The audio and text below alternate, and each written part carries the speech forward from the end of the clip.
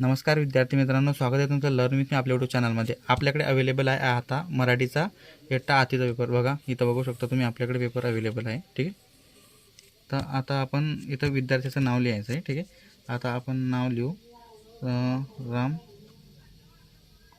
सुंदर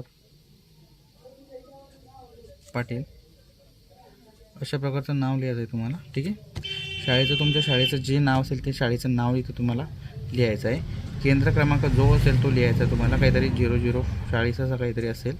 तालुका जो आहे, आता तालुका येईल जामनेर असं तुम्ही लिहू शकता। जिल्हा बुलढाणा असं असू शकतो। आणि 2026 ही डेट तुम्हाला दिली जाईल असं लिहायचं आहे। बघा आता चाचणीच्या आधारे तुम्हाला कृती करायची आहे। प्रश्न क्रमांक तोंडी चाचणी आहे। खालील दिलेल्या मुद्द्यांच्या आधारे तुमच्या परिसरात आढळणाऱ्या कोणत्याही एका पक्षाविषयी माहिती सांगायची तुम्हाला। ठीक आहे, पक्षाविषयी माहिती सांगायची आहे।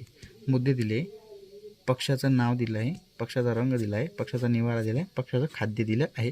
2 मार्कासाठी हा प्रश्न तुम्हाला विचारलेला आहे, इथे लिहायचं आहे। ठीक आहे, प्रश्न क्रमांक बघा लास्टचा, दिलेल्या मुद्द्यांचं दिलेल्या सूचनेवर सांगायचं आहे, प्रकट करायचं आहे।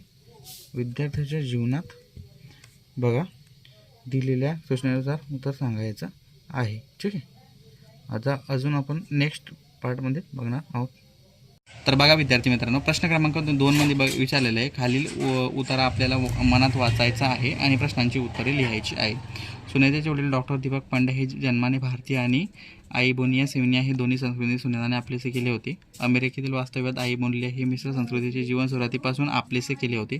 अनेक भारतीय पदार्थ करण्यास बोनी आवडीने शिकवल्या होत्या। भारतीय सोडल्यानंतर डॉक्टरांसोबत भारतीय संस्कृतीची नाळ त्यांनी जोडली होती। अशा प्रकारचे प्रश्न तुम्हाला विचारले जाणार आहे।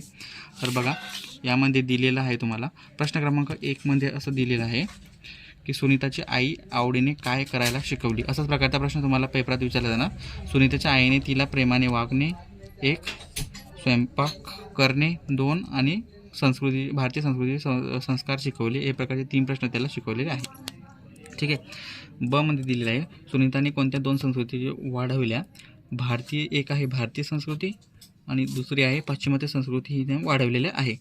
तिसरं आहे सुनीताने वडील मुलांसाठी काय काय करीत असत। सुनीताचे वडील मुलांना चांगले संस्कार देणे आणि धनशील आणि प्रामाणिक आकर्षकपणे असे कार्य ते पार पाडत असत। बघा आता 2 प्रश्न आपले झालेले आहेत। ठीक आहे, प्रश्न क्रमांक 3 विचारलेला आहे। खालील कविता मनात वाचा आणि प्रश्नांची उत्तरे लिहायची आपल्याला। अनंता एवढे द्यावे, फुलांचे रंग न जावे, उडाया पाखरांची जरा आभाळ ठेवावे, घराला उंबरा राहू, पेटती राहू, देव चूल कुणाही माया, परदाशी खेळू राहू दे मुलं, फुलांचा भर ना व्हावा कधी कोणत्या तेठा, चुला पावलांसाठी असू दे हे मोकळ्या वाटा। ठीक आहे, प्रश्न क्रमांक या कवितेवर विचारलेला आहे कवीने। फुलांचा भार कोणाला होऊ नये या कवितेला वाटते। कवीला असं वाटते फुलांचा भार कोणालाही होऊ नये असं कवीला नेहमीप्रमाणे वाटत असतं। ठीक आहे, 1 मार्कासाठी तुम्हाला प्रश्न आहे। कवीने कोणासाठी काय मागितले आहे।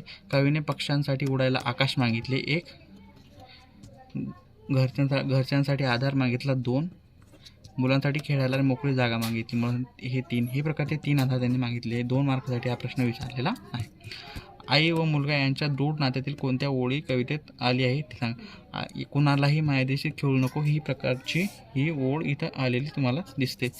बघा हा संकलित मूल्यमापनाचा पेपर आपण बघत आहोत। इथं नेक्स्ट पेपर आपण नेक्स्ट व्हिडिओमध्ये अपलोड करणार आहोत। व्हिडिओची लेंथ जास्त होईल यासाठी आपण नेक्स्ट व्हिडिओमध्ये चॅनलला अजून सबस्क्राईब केल्यास सबस्क्राईब करा। भेटूया नेक्स्ट व्हिडिओमध्ये।